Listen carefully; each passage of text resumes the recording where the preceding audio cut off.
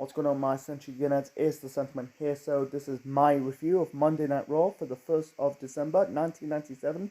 This show was in Roanoke, Virginia. This is the final Raw before DX in your house. This is the go home show. Before we get to this Raw review, I need to address something. In the last Raw review, I got my dates mixed up. I say 27th of November 1997. Actually, it's on the 25th of November 97. So, yeah, I got it mixed up. I fucked up. So, I need to address that portion of that Raw review. So, yeah. When I, make and upload the previous Raw review, I said to myself, shit, it's not the 27th. It was on the 25th of November. God damn it. So, anyway, so let's talk about this Raw review. The final Raw before DX in your house. It starts with the new WWF Tag Team Champions, the New Age Outlaws. That is Road Dogg Jesse James and Badass Billy Gunn. They defeat the Legion of Doom, the previous Raw, to win the belts. Road Dogg says that the Legion of Doom cannot make it tonight because they're licking their wounds. He called himself the Dog and Billy Gunn Mr. Ass. That is a gayish nickname for a pro wrestler. It really hurt Billy Gunn's career in the WWF/WWE because it's just, yeah, Mr. Ass. That is stupid.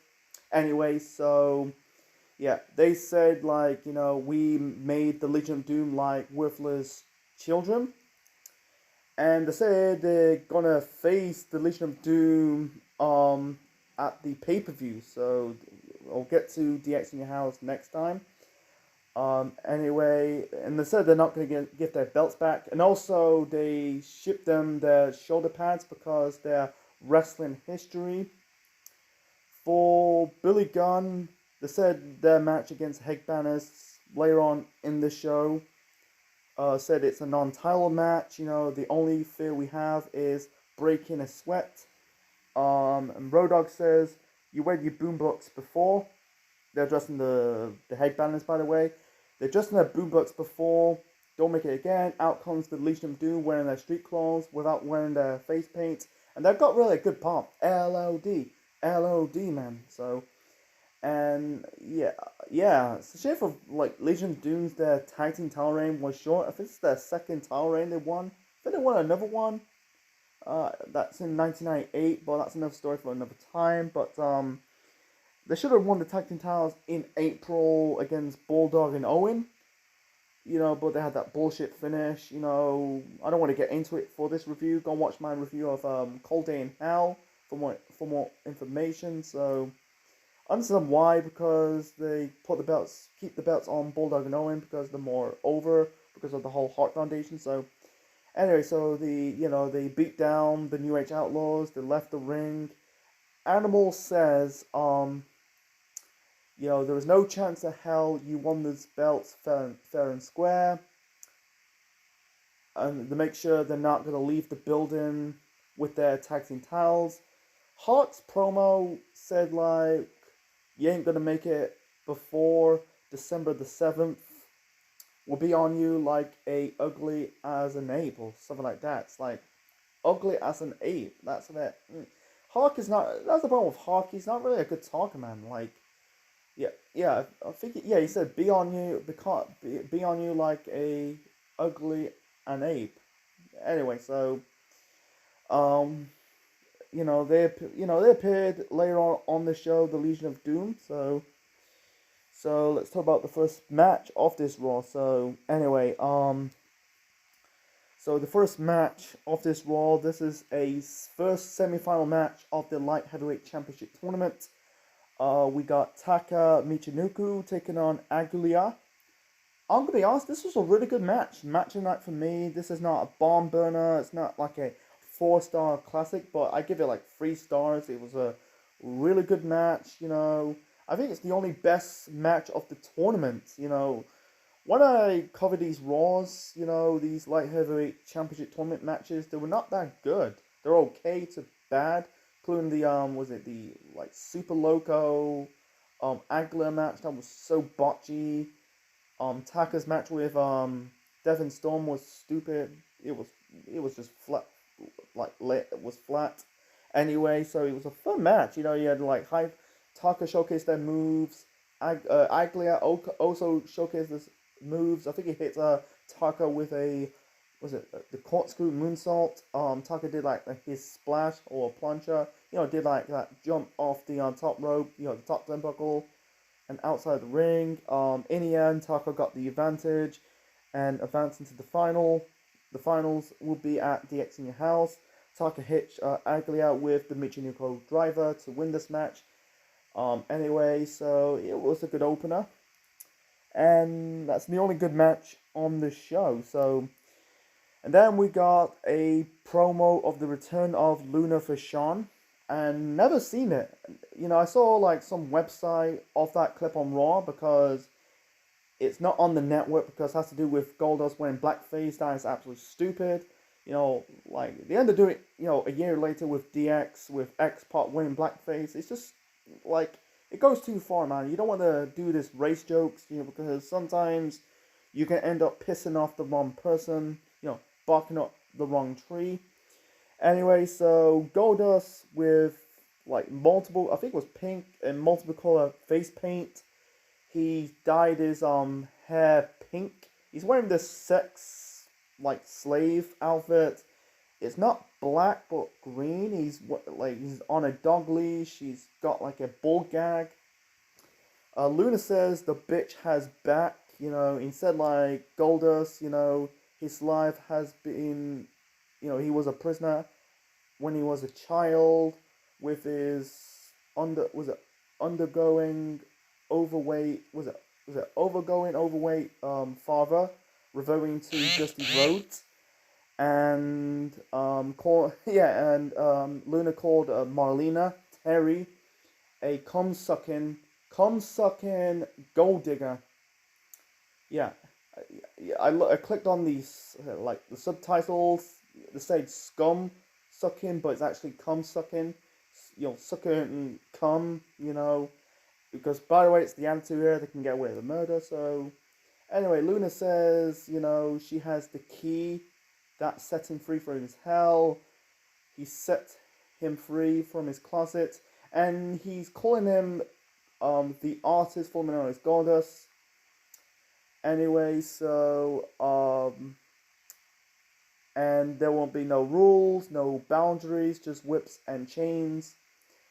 Lawler said to Luna, I'm referring to Jerry the King Lawler, the King. King said to Luna that the only person would give Goldust a whipping, he might not enjoy it, is Vader. Luna says, was it pain and pleasure works together before the torture is over. And he said to Vader, you must drag my cum-sucking kitten with his chains before he's through. And Luna end up removing Goldust's ball gag and end up like doing the tongue kissing thing. Gone edgy, and I wish they go back to basics in today's professional wrestling. Not society, but products. WWE will never do that, but I wish AEW would do it because, like, great example, like with what's his name? Ty Mello kissing Jade Cargill at I think it was at Revolution early this year. I understand why they cannot do that because they have to cater their sponsors, but I wish they just go back to do it sometimes. Pushing the envelope. Not doing it like overkilling it. Like the Ruthless Aggression era, they kind of overkilling it. Like the was a great example. The Katie Fix storyline. Don Marie, Al Wilson, and Vince McMahon versus God. It's just it goes too far. So it was a good promo by Luna Vachon. So moving on to the next match. So the next match, this is a 4-corner match.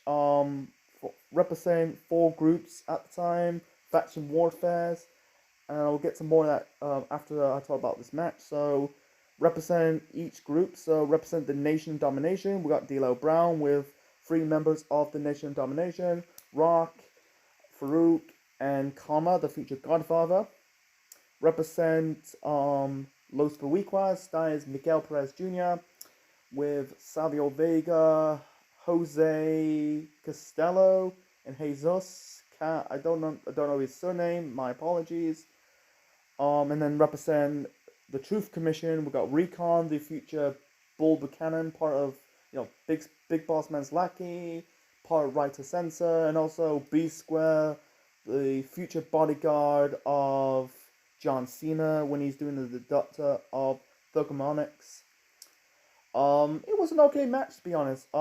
At this moment in time, it's just and also Chains. I forgot Chains, who's also in this match, with only two members of the group. That is Skull and 8-Ball, the former Beverly Brothers, the future Harris twins in WCW, and the reason why there's three members of DOA. And also, like, you got the Jackal, the future Cyrus the Fire from ECW, Don Callis. That's 5. But the reason why there's 3 members of DOA because Crush left the company. His final match. Well, actually, it's not really a final match. His final appearance was the previous Raw. He got chokeslammed by Kane because the reason why he left the company. I said it in my last Raw review. I'm gonna say it right now that he did it over protest because of the Montreal Screwjob. Because I think Crush is, I'm guessing, best friends with Bret Hart, and also he's also the best friends with Randy Savage in real life. The match was okay. It wasn't terrible. It was just a bit of a clusterfuck. It's not a usual fatal 4-way you see right now in today's professional wrestling products, whether it's WWE or AEW. The first person got eliminated was Recon, the future Bull Buchanan and the future B Square. I think Chains hit Recon with the Death Valley Driver. Then I think it was Miguel Perez got eliminated as well. I think it was by D'Lo Brown. In the end, Chains almost won this match, but instead it was a massive brawl between the Nation of Domination, the Truth Commission, and Los Boricuas, and that was the end of. This is 100% the end of the faction warfare thing. I think it's for the best, man. I'm gonna say my overall recap of 1997. Probably the first Raw when they did the scratch logo. I'm not gonna do it in my review of DX in Your House. Anyway, so and that was also the end of the Truth Commission because I think the Interrogator. Also, and also I forgot the members who's in that Truth Commission. You got the Jackal, Sniper, and the Interrogator. That's Kurgan. He ended up using the Kurgan name. I think it was the probably the Raw after DX in Your House. I think it's for the best, man. The group was not getting over. It was basically they're actually not really from South Africa. They're mostly from Canada and America. It's just come on now, because they did it. It was too soon. It was too little, too late, because you got one anti-American faction of the Hart Foundation. Why do you need 2 with the Truth Commission? I don't get it. So, and anyway, so that was the end of Truth Commission in WWF and the end of the faction warfare. It went nowhere. Great example with the Women's Revolution storyline in 2015. Meaningless matches that make anything. Who come up the whole faction warfare thing? Vince Russo. Vince Russo. Vince Russo. So, anyway, the only 2 at the time, the 3 most popular factions has to be the Nation, the Hart Foundation, and D-Generation X. And speaking of D-Generation X, you got Shawn Michaels, Triple H, Chyna holding both the European and the WWF titles in her shoulders. Shawn Michaels he's in a wheelchair, and also they were sucking lollipops. Him and Triple H. He said they show the world that no matter how money people throw their way, DX always have a leap with ahead against the pack. And he said Jim the Anvil Neidhart's like your brother. We make everybody they're kind of joking around. Triple H says an idiot. Shawn says no, not an idiot. A Nimrod? No, not Nimrod. Chyna whispered at Shawn's ear and said no, not lollipop. We make people look like a sucker, with Triple H. And also Sean said Triple H will finish what DX started. And Triple H grabbed the mic, says, he said, like, calling, like, oh, Neidhart, people, like, called you the White Rhino. You're the stupid idiot I never heard, or the dumbest idiot I ever saw. And he said, like, without your members, without you, it's just proving that, he said, like, don't think, you're proving that good is not, good is not coming for it, or something like that. Anyway, so, he said, like, I'm gonna, like, take your decision makings from you and make the decision for you. Anyway, towards Sergeant Slaughter, he he said, like, he's gonna bring the interior, artillery, it's basically weapons, by the way, and he said the only interior I'm not gonna use, he's gonna use it for his old lady, that is the bazooka. The only time, I think the next time Triple H used the word bazooka was in the, I think it was the DX promo segment from 2006. Yeah, Triple H dressing up like Vince, Sean's dressed like Shane, and Triple H he's going to use the bazooka. It's basically a dick joke, anyway. And he said he's going to get rid of him for good. And, and also, he kind of put, Sean praised China for a regional, for a workout. China's like flexing, showing her biceps. China has good biceps, man. Like, I think, like, before she was a pro wrestler, China was a bodybuilder. Look her up. Anyway, so he said, like, his pain tolerance is an all-time high. He put it over Shamrock that you live and die with the ankle submission hold. Without the leg lock, you got no chance. Anyway, so and he's really made Triple H, like, twist Sean's ankle, and you could tell it's a prosthetic leg. It's, his legs, Sean's leg was dislocated and mangled. You could tell it's a fake leg. He's not actually broke his leg. Jim Cornette was a dumbass. Said about, like, he's gonna break his leg before the match, even though it's a fake leg. And he said, like, DX always has a leg up, and he kind of took the piss out of Ken Shamrock's nickname. His nickname is the world's most dangerous man. He called himself the world's most dangerous man. So that was it. We'll get to the main event later on. So the next match, we got The Rock. I'm gonna use, call him The Rock, not Rocky Maivia. Yeah, I think it was late 90s. I think it was late 97 throughout early parts of 98. Yeah, they'll call him The Rock, Rocky Maivia. Then I think it was got to be the spring. They'll just drop the Rocky Maivia name. They'll just call him The Rock. So anyway, we've got The Rock versus Vader. A lot of Rocky sucks chants. They kind of chanted Rocky sucks in that four-way corner match from earlier.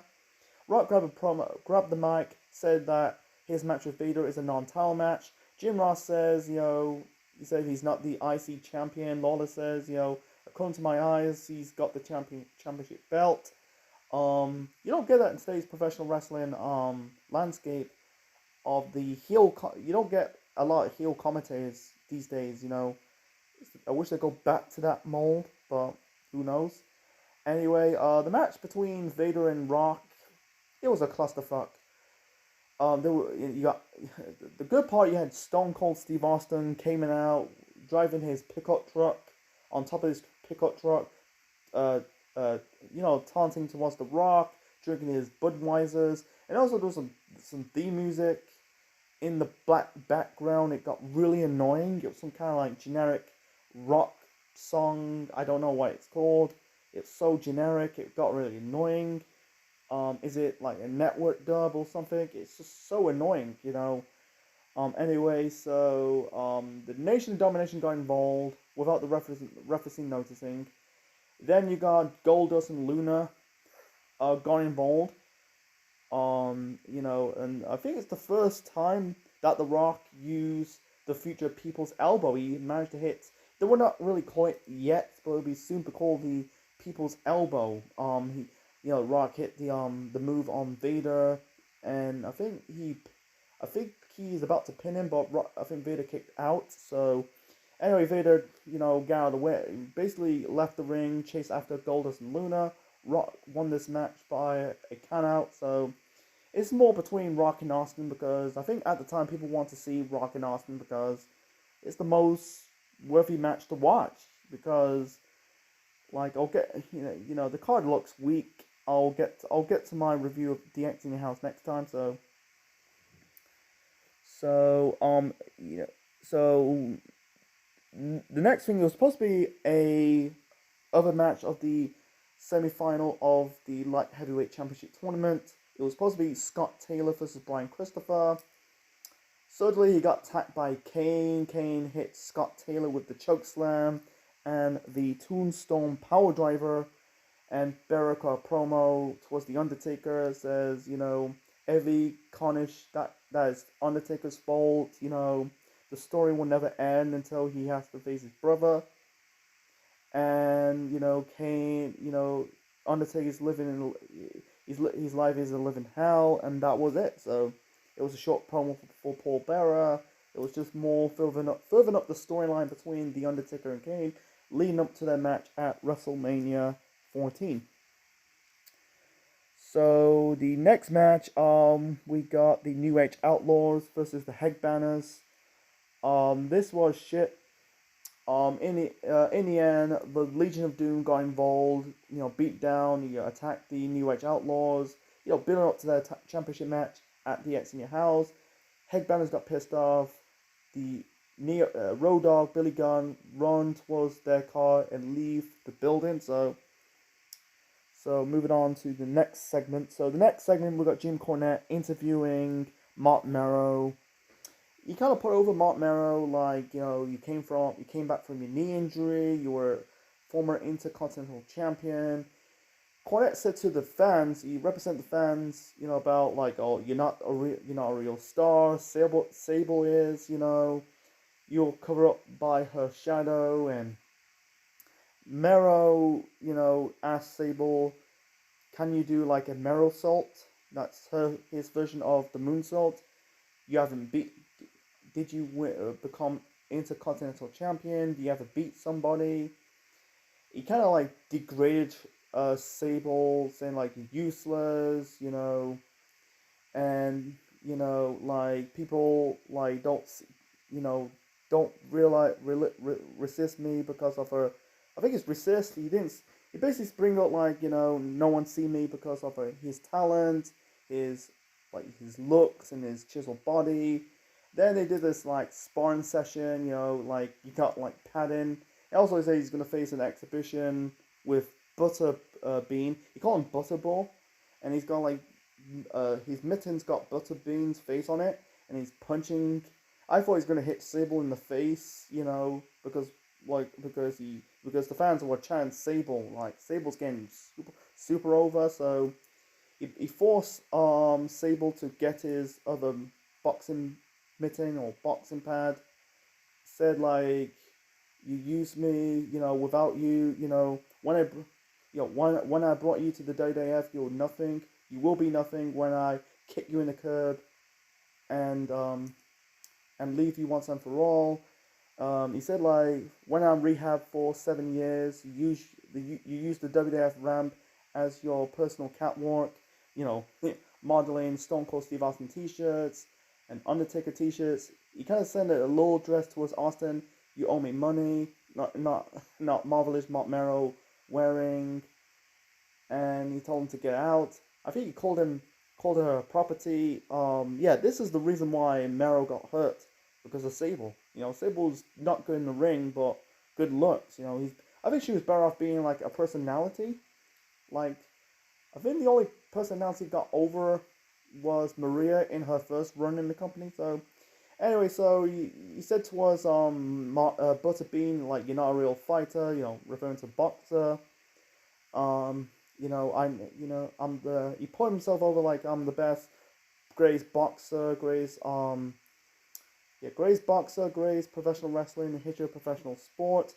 I will knock everyone out if they look towards look to in his property, referring to Sable, and that was it. So, oh yeah, I forgot to mention this. There was Jeff Jarrett's segment. He got pissed off because the WWF dropped the ball. That was his promo.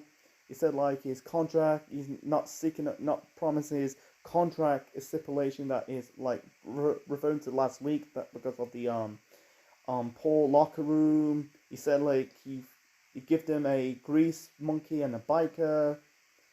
And he said to Ahmed Johnson, "You're the reason why I left almost 2 years ago." I forgot to mention that, by the way, so you're not in my level. And Ahmed Johnson called Jeff Jarrett a chicken shit. And then out comes Sergeant Slaughter. Said like you must face you might not you don't have to face an opponent this week. He said he's gonna Jarrett said he's gonna face a top-notch, star-making superstar at DX in your house, and he revealed that it will be The Undertaker, and that was it. So, it's similar to like Fandango, like with a person cannot say his name properly, might not wrestle. Anyway, so I forgot to, I think recently Lacey Evans doing that, like, oh, I'm not gonna wrestle you. This is the whole ladies gimmick. That's absolute stupid. I don't like her gimmick. Bit cheesy. Anyway, so moving on to the main event. So the main event, we got Triple H with Shawn Michaels and Chyna in his corner, taking on Jim the Anvil Neidhart. Match sucked. Jim the Anvil grabbing Shawn. Chyna distract the referee. Triple H hits Neidhart with the chair and pin him. Afterwards, beating down Neidhart.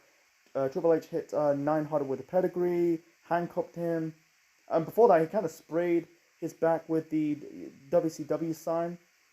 It's a spin what WCW would do with, great example, the NWO. They end up beat down their opponents and then spray the opponent's back with the NWO sign. I thought they're gonna spray Neidhart's back with the DX sign. It's basically like copy what WCW doing with the NWO, but yep, they put the WCW logo on Neidhart's back. Yeah, handcuffed him. Then and then Sergeant Slaughter came to the rescue. The numbers game kind of caught up on him, and then you got Ken Shamrock. Ken Shamrock came to the rescue, locked Shawn with the ankle lock. Slaughter locked Triple H with the Cobra Clutch.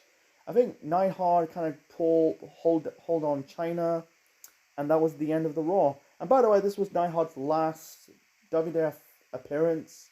He's on his way out of the company because of the Montreal Screwjob. He's the brother-in-law of Bret the Hitman Hart. So you won't see Neidhart into the company until 2007 on the 15th anniversary of Raw, and then he never truly made more appearance because they kind of until he died in 2018. It's really sad because he died that young. Actually, he died at the age of 63, but he died recently, man. WWE made a storyline, marking the death of Jim the Anvil Neidhart. So, that's my spiel on it. So anyway, not too bad. Go home show wasn't great, but at the same time wasn't fantastic. It was a decent show to watch. I'm not gonna rate this. I'll give it a break for once. So thanks for watching, guys. Hope you enjoy it. Leave your thoughts in the comment section below. Smash the button. That's the like button. Subscribe. Smash the subscribe button. Be part of the Central Unit for more wrestling videos and more. And this is the Central Man officially signing out. Check you later, guys.